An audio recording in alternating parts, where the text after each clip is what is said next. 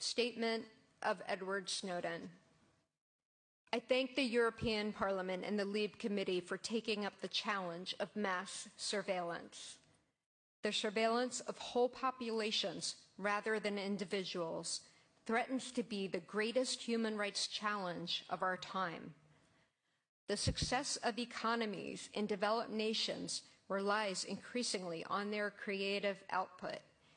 And if that success is to continue, we must remember that creativity is the product of curiosity, which in turn is the product of privacy. A culture of secrecy has denied our societies the opportunity to determine the appropriate balance between the human right of privacy and the governmental interest in investigation.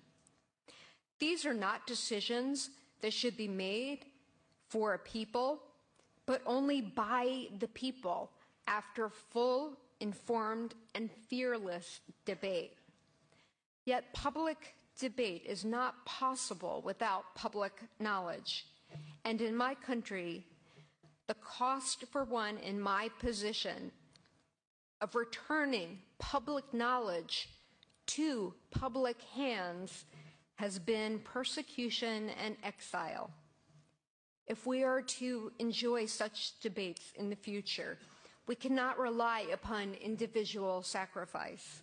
We must create better channels for people of conscience to inform not only trusted agents of government, but independent representatives of the public outside of government. When I began my work, it was with the sole intention of making possible the debate we see occurring here in this body and in many other bodies around the world. Today we see legislative bodies forming new committees, calling for investigations and proposing new solutions for modern problems. We see emboldened courts that are no longer afraid to consider critical questions of national security.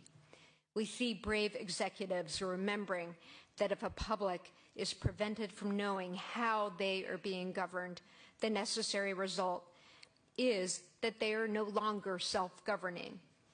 And we see the public reclaiming an equal seat at the table of government.